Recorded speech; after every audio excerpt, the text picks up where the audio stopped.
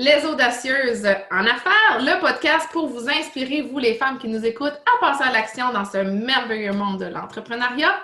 Aujourd'hui, je reçois Catherine Larin. Allô, Catherine? Allô, Cynthia, ça va bien? Ça va bien. Catherine va nous parler aujourd'hui de, justement, de son processus, ou en tout cas la prudence face au processus de l'achat de l'immobilier résidentiel. Elle est courtière en immobilier résidentiel, donc ça sera un plaisir de pouvoir jaser de ça avec vous autres aujourd'hui. Juste avant, je me présente, Cynthia Blanchette, je suis coach d'affaires, alias Cowgirl Coach. Je suis spécialisée dans les startups et aussi dans les plans d'action pour vous faire réaliser votre processus aussi au niveau d'affaires. Je suis fondatrice de Les Audacieuses en affaires et du programme Lasso et ainsi auteure du livre Ta vie, mon festival. Ma mission, c'est vraiment de vous aider à celles qui sont bloquées à démarrer votre entreprise et passer à l'action dans votre processus d'affaires pour vous épanouir. Donc, si jamais pour vous autres, c'est nouveau ici, je vous invite à aimer la chaîne YouTube et vous abonner. Chaque semaine, on a une entrevue inspirante telle qu'aujourd'hui avec Catherine pour vous parler de ce merveilleux monde de l'entrepreneuriat et vous donner plein de conseils, plein de trucs pour vous inspirer justement à passer à l'action. Donc, Catherine! Pour celles qui ne te connaissent pas, là, Catherine, là, parle-nous un peu de toi, de ton histoire. Comment tu es arrivée à devenir courtier immobilière, justement, avec ton entreprise, avec ton conjoint? Et un peu pourquoi tu es là. Explique-nous ça. Parfait, super. Écoute, moi, dans le fond, je suis notaire de formation. Donc, à la base, j'ai fait mes études en droit, je suis devenue notaire. Honnêtement, j'aimais plus ou moins le notariat. C'était un petit peu moins, comment dire, mon vibe, entre guillemets. C'était moins fait pour moi, j'avais l'impression. Puis j'aimais l'immobilier, mais je trouvais que je n'étais pas nécessairement au bon endroit dans le processus. Selon moi, je voulais vraiment comme accompagner les gens pour leur transaction au complet, puis vraiment être là du début à la fin. Quand on est notaire, c'est plus à la fin, en fait, là, de la transaction qu'on agit. Fait que moi, je voulais vraiment plus avoir une relation là, de proximité avec les gens, puis les accompagner tout au long du processus d'achat ou de vente. Puis, dans le fond, j'avais travaillé pour des courtiers pendant les études.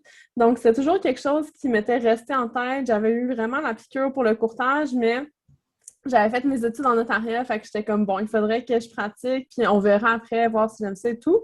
Finalement, j'aimais plus ou moins ça. Donc, après quelques années là, en pratique traditionnelle, non traditionnelle, j'ai décidé de faire le switch. En fait, mon chum et moi, on a quitté nos emplois. On s'est dit, on va partir en voyage en Europe 1 mois et demi, puis en revenant, on va être courtier.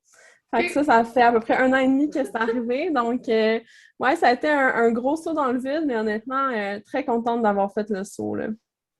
Hey, c'est vraiment intéressant. Donc, justement, parle-nous de ce conseil-là, vu que là, tu es plus experte dans ce processus-là, dans cet accompagnement-là. Tu voulais nous parler justement de la prudence qu'il faut avoir dans le processus justement d'une acquisition résidentielle. Parle-nous de cette prudence-là que tu as envie de nous partager aujourd'hui. Oui. Ben, le marché actuellement, il n'est pas très facile pour les acheteurs, donc il n'y a pas beaucoup de propriétés à vendre. Puis il y a beaucoup d'acheteurs, entre autres à cause que les taux d'intérêt sont bons en ce moment, donc il y a beaucoup de gens qui veulent acheter, mais il n'y a pas beaucoup d'inventaire. Entre autres parce que les vendeurs ont peur de ne pas se trouver quelque chose d'autre pour acheter si jamais ils vendent. Fait que ça fait en sorte qu'il y a beaucoup de surenchères actuellement, donc les prix des maisons sont très élevés. Dans le fond, souvent, les prix affichés, c'est vraiment pas le prix qui va se vendre en bout de ligne. Donc, il y a des surenchères de plusieurs dizaines de milliers de dollars. Donc, c'est quand même des gros investissements, un achat de propriété, que ce soit condo, maison ou quoi que ce soit. Donc, je pense que c'est important d'être prudent. Puis même s'il y a beaucoup d'effervescence dans le marché actuel, je pense que c'est bien de quand même garder certaines conditions, par exemple, dans nos promesses d'achat. Par exemple, l'inspection.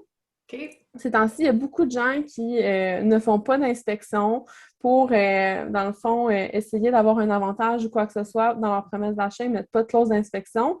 Puis, dans le fond, c'est qu'on n'achète pas en connaissance de cause si on ne fait pas d'inspection. On ne sait pas qu'est-ce qu'on achète en réalité. Puis surtout, quand on n'est pas un professionnel du bâtiment, en regardant une maison, on ne peut pas savoir si elle a des problèmes ou pas. Ça nous prend vraiment un inspecteur pour nous aiguiller un petit peu là-dessus. Donc, acheter sans inspection, je trouve pas ça très prudent. Donc, moi, mon conseil, ça serait vraiment de procéder à une inspection, à moins d'être vous-même un professionnel du bâtiment et que vous ayez des connaissances là-dedans, mais c'est plutôt rare. Alors, je ne suggère pas de sauter cette étape-là. sinon, ça peut avoir l'air niaiseux, mais je vous suggère vraiment de lire les documents avant de les signer. Si jamais vous faites une promesse d'achat ou quoi que ce soit, bien réviser le contenu. Si jamais vous avez des questions, puis dans le fond, vous travaillez avec un courtier, il ne faut pas hésiter à poser des questions parce qu'une fois qu'on signe puis on s'engage, bien, on ne peut pas vraiment changer d'idée, là. C'est un engagement qui est ferme, à moins, bien sûr, que il y a une condition que ça ne soit pas réalisé, mais si toutes nos conditions sont réalisées, on ne peut pas comme changer d'idée entre-temps. OK. Si le vendeur accepte, bien sûr, notre promesse d'achat. Donc, c'est assez délicat. Fait que je pense que c'est important de bien comprendre qu'est-ce qu'on signe. Ça, c'est dans toutes les situations, pas juste en immobilier. Tu sais, souvent, on va signer en bas de la page, puis pas trop lire, mais c'est vraiment important, je pense, de bien regarder qu'est-ce qu'on signe, là, parce que ça pourrait nous engager. Surtout en immobilier, ça nous engage. Donc, il faut être bien prudent à ce niveau-là. Puis, mon meilleur conseil, je pense qu'il regrouperait un peu tout ça, c'est si jamais vous n'avez pas d'expérience en immobilier, vous voulez acheter, vous voulez vendre, bien, je vous suggère fortement d'être accompagné d'un courtier immobilier. Ça pourrait vous éviter des erreurs, ça pourrait vous éviter plusieurs surprises ou quoi que ce soit qu'on n'aimerait pas avoir. Les courtiers immobiliers, dans le fond, on est des professionnels de l'immobilier qui accompagnent les gens là, de A à Z normalement dans une transaction immobilière. Donc, ça vaut la peine là, de travailler avec un courtier immobilier. Surtout, je pense, dans le marché actuel, les courtiers immobiliers, on a accès à des comparables en ligne pour les prix vendus et tout. Donc, surtout pour un achat, on peut vraiment guider le client au niveau un petit peu du prix aussi. C'est sûr qu'on ne tord pas le bras de personne pour offrir un prix qui serait fou, mais on peut au moins aligner le client sur les prix un petit peu aussi. Là, ça peut être assez aidant là, pour un acheteur d'avoir cette expertise-là. Là. Ah, puis c'est tellement intéressant, puis c'est tellement des choses pratiques, utiles, puis des fois qu'on a tendance à oublier. On rentre là-dedans, on est tout excité, puis là, on a trouvé la maison, puis là, on essaie d'aller plus vite qu'il faudrait, donc prendre le temps. Tes conseils sont vraiment importants pour justement arriver à la destination, mais dans le calme de l'esprit aussi, que tout se fait dans les bonnes règles. Nous, on n'est pas dans l'émotion. Les clients vont être beaucoup dans l'émotion, mais nous, on est objectif par rapport aux propriétés dans un certain sens, parce que c'est pas nous qui achètent. Fait que, on est comme une personne externe un peu là, qui donne un autre œil là, sur la propriété. Là. Hey, merci pour ces 3 précieux conseils, justement, au niveau de la prudence, qui est très important. Je suis dans ce processus-là, justement, en ce moment, fait que je comprends ce que tu dis, puis ça rassure, justement, juste de savoir ça.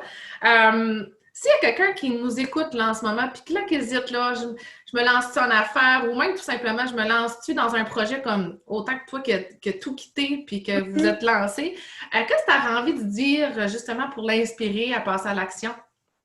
Ben moi, je dirais aux gens de ne pas hésiter puis de foncer. Honnêtement, ça peut être stressant. Surtout au début, on ne sait pas trop dans quoi on s'embarque, mais habituellement, si on travaille fort, normalement, on va avoir des résultats. Fait que je pense que ça vaut vraiment la peine. Être en affaires, c'est quelque chose qui est vraiment exceptionnel selon moi. On est maître de notre horaire. C'est nous qui décidons de la façon qu'on veut travailler et tout. Donc, je pense que c'est vraiment une belle opportunité de travailler à son compte.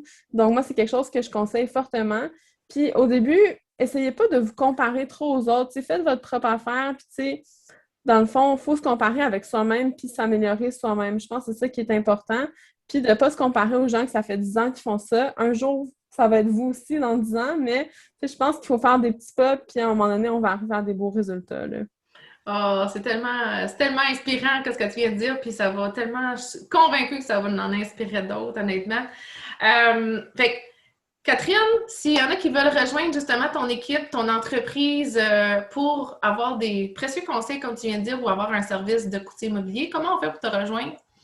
Dans le fond, ça peut être ça via mon site web, le www.larinlevert.com ou via notre page Facebook au même nom, dans le fond, équipe Larin-Levert. Dans le fond, c'est notre équipe, là, à mon conjoint et moi. Donc, moi, c'est Larin et mon conjoint, c'est Levert. Puis, on dessert la région là, du Grand Montréal, en fait, pour ce qui est du courtage immobilier. Mais si vous avez des questions en général avec l'immobilier, ça va me faire plaisir d'y répondre aussi. Là. Ah, ben super! Fait qu'on met les informations précises dans la vidéo.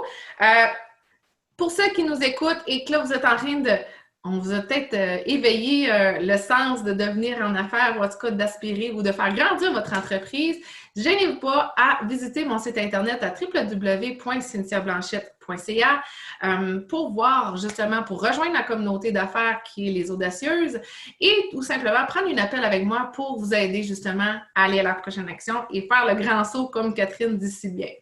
Alors, sur ce, merci beaucoup, Catherine, d'avoir été avec nous autres. Merci pour tes précieux conseils. Puis, merci à toi pour l'invitation. Ça a été un plaisir. Ça me fait plaisir. Je te souhaite une belle journée, ma chère. Merci toi aussi. Bye. Bye bye.